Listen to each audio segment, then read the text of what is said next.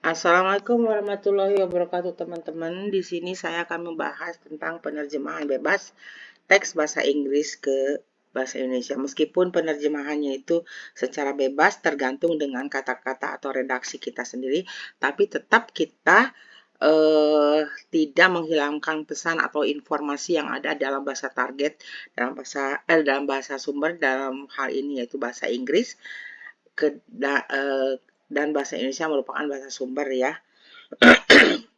Kita lanjut. Nah, kita mulai dengan saya mulai dengan cerita tentang Town and Country Mouse.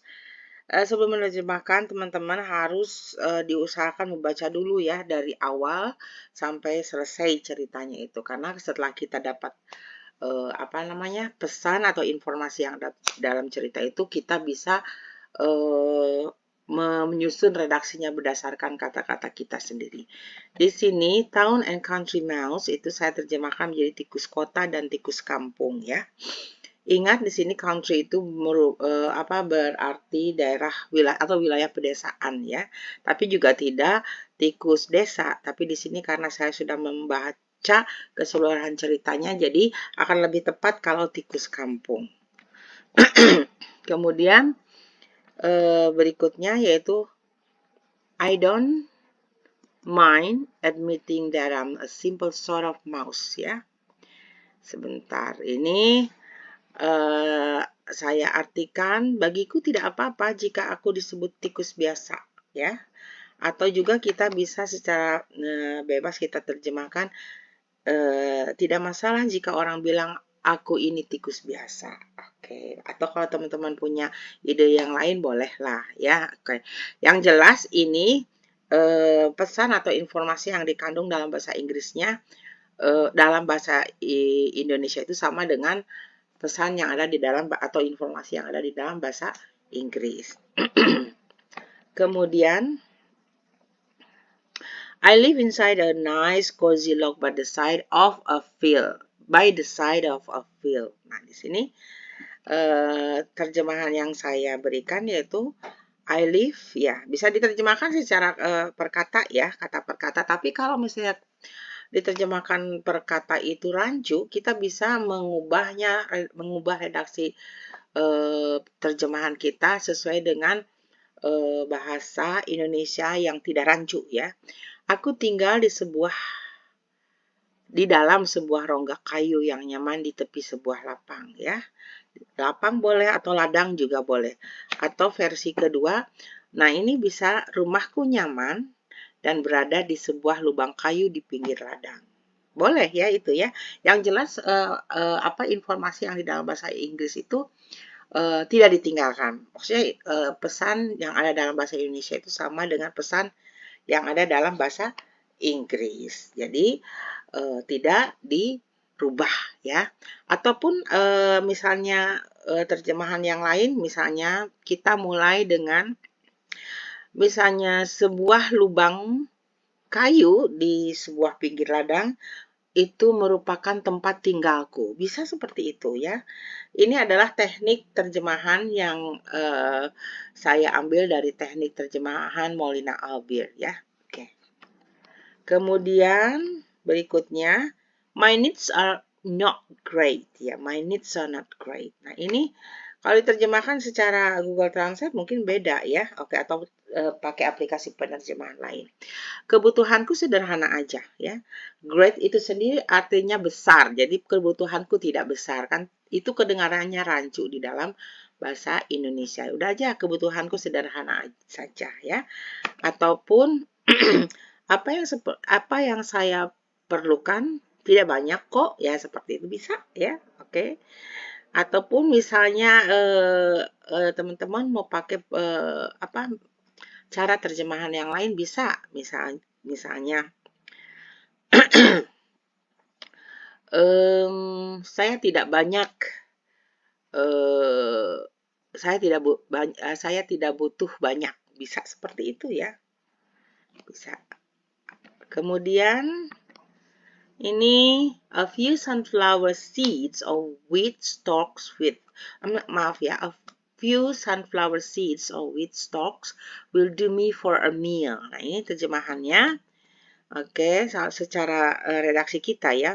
Ini juga beda di dalam Google Translate terjemahannya atau aplikasi yang lain dan terasa rancu.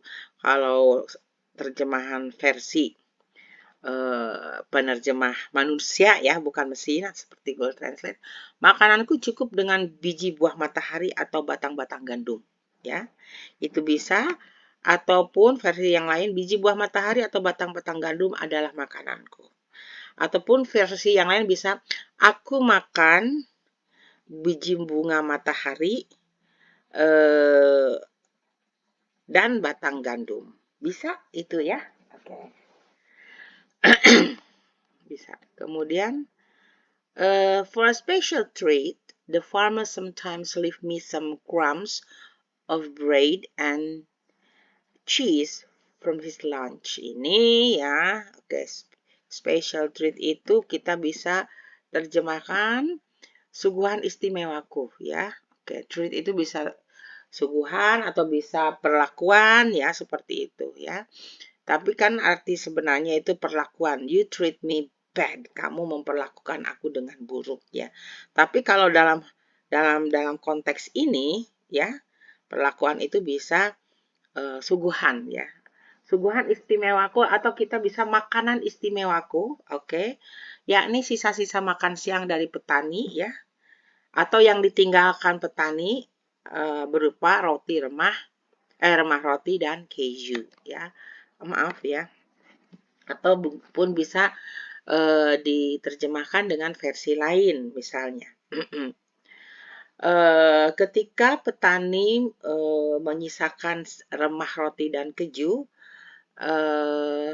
maka itulah makanan istimewaku.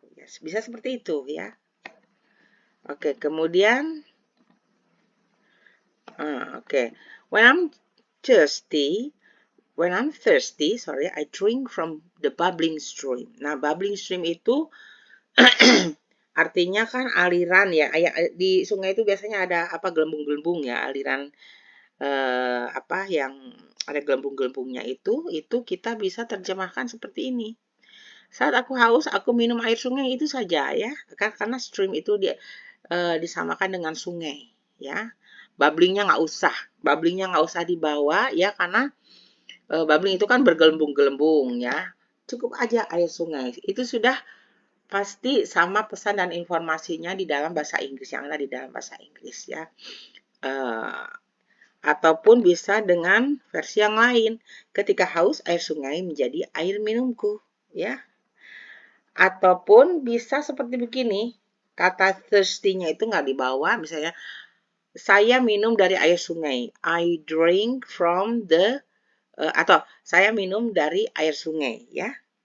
Itu bisa.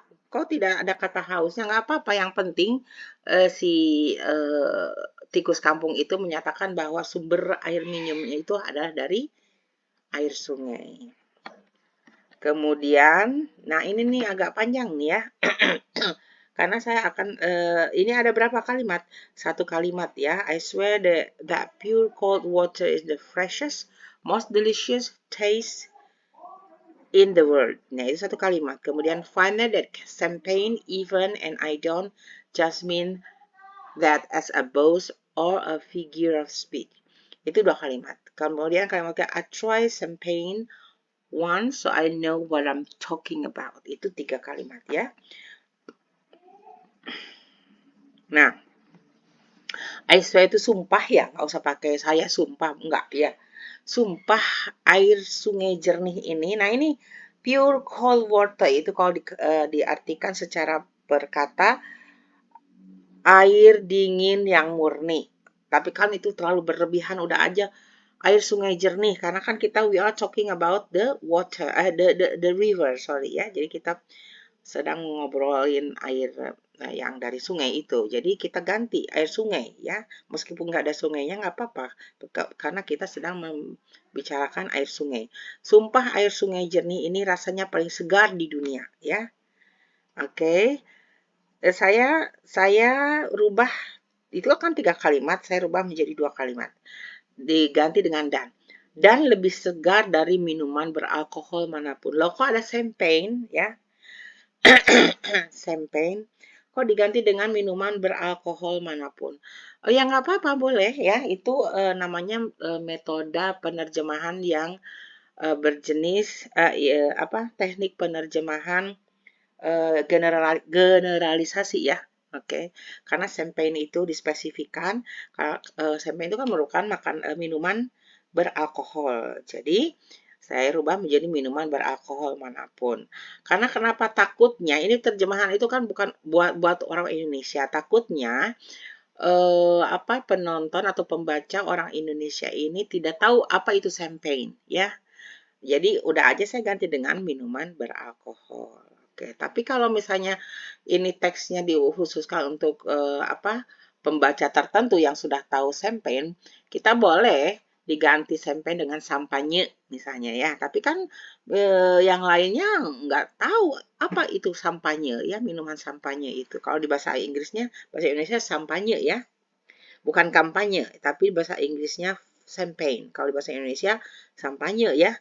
Ada yang tahu itu ya champagne itu, karena saya sendiri I have never tasted champagne ya. Oke, jadi saya belum pernah minum champagne. Minuman beralkohol manapun. Aku tidak mengada-ngada. Nah, ini I don't just mean that as a boast or a figure of speech. Boast itu orang yang suka berbicara songong gitulah ya. Oke, songong ya. Jadi ini artinya aku nggak mengada-ngada karena aku pernah sekali coba minuman beralkohol ya. Nih, ini langsung dari kalimat ketiga. I try champagne. Nah, aku tidak mengada-ngada karena aku pernah sekali coba minuman beralkohol. Jadi aku tahu dan bisa membedakannya, maksudnya seperti itu ya. Jadi aku tahu dan bisa membedakannya. Ataupun terjemahannya yang lebih simpel bisa, misalnya tidak sepanjang di dalam bahasa Inggris ya. Misalnya, bener loh, air sungai itu rasanya air sungai jernih ini rasanya paling segar di dunia ya. Oke, lebih dari minuman beralkohol manapun ya. Aku tidak mengada-ngada karena aku bicara ini karena aku pernah merasakannya. Jadi aku bisa membedakannya ya. Ataupun karena aku pernah merasakannya, tidak menggunakan jadi aku tahu bisa membedakannya, nggak apa-apa. Yang penting informasi dan pesannya sampai ke sama dalam bahasa Inggris dan dalam bahasa Indonesia. Now, how did a poor simple country mouse like myself try champagne? Yeah. Well, I shall tell you. Nah, sekarang terjemahannya, sekarang aku akan ceritakan, ya. Nah, tidak dimulai dengan bagaimana seorang tikus kampung seperti saya, ya, bisa mencoba minuman beralkohol atau sampanye. Nah, sekarang saya akan mengatakannya. Itu kan sebenarnya kata per kata, tapi kalau redaksi saya begini. Sekarang aku akan ceritakan bagaimana seekor tikus kampung seperti aku minum sampanye. Ya, ini saya merubah kalimat tanya diterjemahkan menjadi kalimat yang bukan kalimat tanya. Ya, nggak apa-apa, itu sah-sah saja asal difahami makna, pesan, informasi dalam bahasa Indonesia ya, dan sama yang ada di dalam bahasa Inggris juga. Oke, nah ini jadi penerjemahan bebas, redaksinya oleh kita sendiri, kita yang atur redaksinya, tetapi jangan sampai pesan dan informasinya dihilangkan ataupun berubah ya dari bahasa target. Terima kasih teman-teman, mudah-mudahan bermanfaat. Assalamualaikum warahmatullahi wabarakatuh.